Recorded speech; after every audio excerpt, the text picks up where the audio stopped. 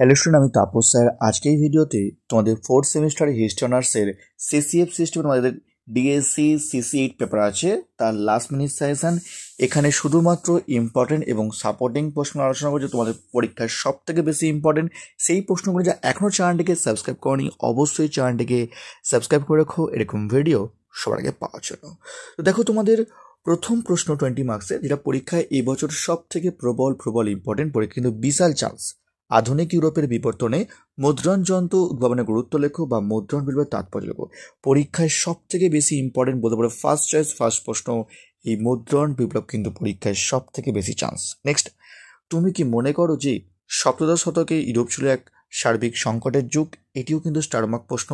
1 এবং 2 দুটি প্রশ্নই কিন্তু গুরুত্বপূর্ণ এবং দুটি প্রশ্নই কিন্তু পরীক্ষা আসতে পারে। তোমরা কিন্তু সেভাবেই তৈরি করবে, একদম ভেরি ইম্পর্টেন্ট প্রশ্ন। নেক্সট পরের প্রশ্ন, বিজ্ঞান বিপ্লব কতটা বৈপ্লবিক ছিল? বিশাল স্টারমার্ক প্রশ্ন। নেক্সট, ইউরোপের বিজ্ঞান বিপ্লবের অগ্রগতির ক্ষেত্রে বিজ্ঞান একাডেমির ভূমিকা আলোচনা করো। 3 এবং 4 দুটির মধ্যে কিন্তু পরীক্ষায় একটি আসবে, দুটি কিন্তু আসবে না।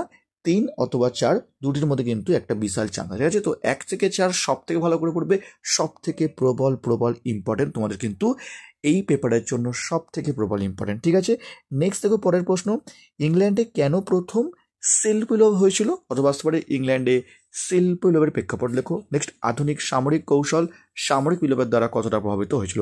তো 1 থেকে 6 সব থেকে বেশি ইম্পর্টেন্ট তোমাদের। 1 থেকে 4 ভালো করে পড়ার পর 5-6 ভালো পড়ে যাবে।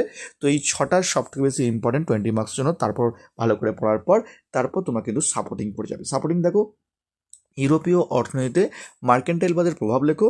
আর আছে সপ্তদশ শতকে ইংল্যান্ডের গৃহযুদ্ধের প্রগতি লেখো। তো ঠিক একটু যেমন সাপোর্টিং প্রশ্ন, আগে 1 থেকে 6 ভালো করে পড়বে, তারপর তোমাদের সাপোর্টিং পড়ে যাবে। ঠিক আছে, এবারে মার্কস 5 তোমাদের আসবো। তবে তুমি বলবো যে এখনও চ্যানেলটিকে সাবস্ক্রাইব করনি, অবশ্যই চ্যানেলটিকে সাবস্ক্রাইব করে রেখো এরকম ভিডিও সবাই পাওয়ার জন্য। যদি নোটস কিনতে চাও তো স্ক্রিনে আমার ফোন নাম্বার দেওয়া আছে, তোমরা চাইলে কিন্তু আমার সঙ্গে যোগ করতে পারো। তোমরা কিন্তু অত্যন্ত কম মূল্যে তোমাদের কিন্তু নোটস সরবরাহ করা থাকে। তোমরা চাইলে তোমরা কিন্তু আমার সাথে তোমাকে জয় করতে পারো। ঠিক আছে, নেক্সট দেখো তোমাদের 5 মার্কসের প্রশ্ন লেখো, জ্ঞানদীপ্তির উপর টিকা লেখো। বিশাল ইম্পর্টেন্ট পরীক্ষার সব থেকে প্রবল চান্স 5 মার্কসের জন্য, একদম ফার্স্ট চয়েস ফার্স্ট প্রশ্ন। সামরিক বিপ্লব টিকা লেখো, এটিও স্টার মার্ক প্রশ্ন, পরীক্ষা বিশাল চান্স। একটি বিপ্লবী গোষ্ঠী হিসাবে ইংল্যান্ডে লেভেলারদের ভূমিকা মূল্যায়ন করো, একদম স্টার মার্ক প্রশ্ন। নেক্সট, ইংল্যান্ডে কেন সর্বপ্রথম শিল্প বিপ্লব হয়? আদি শিল্পায়ন। দেখো 1, 2, 3, 4 চারটে প্রশ্ন হচ্ছে বিশাল ইম্পর্টেন্ট, এবং চারটের মধ্যেও আমাদের পরীক্ষা 3টে আসতেই পারে।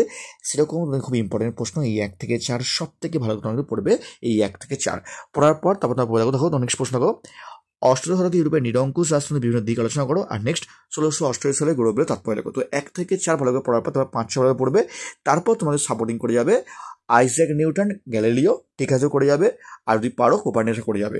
নেক্সট, মার্কেন্টাইলবাদী অর্থনীতি টিকা, আর হচ্ছে ইংল্যান্ডে কিভাবে সংসদীয় রাজতন্ত্র গড়ে ওঠে। তো এগুলো হচ্ছে 5 মার্কস সাপোর্টিং প্রশ্ন, আর এগুলো তোমরা ভালোভাবে পড়ে যাবে। আর যারা আগের ভিডিও দেখো নি CC7, 6, 5 পেপারের, তারা কিন্তু তোমাদের একটা প্লেলিস্ট করে দেওয়া আছে, সেখানে তোমরা কিন্তু দেখে নিতে পারো আগের যেটা ভিডিওটা দেখো না। ঠিক আছে, তো এই ছিল তোমাদের last minute suggestion DSC CC8 পেপারে। যারা এখনও চ্যানেলটিকে সাবস্ক্রাইব করনি, অবশ্যই চ্যানেলটিকে সাবস্ক্রাইব করে রেখো এরকম ভিডিও সবাইকে পাওয়ার জন্য।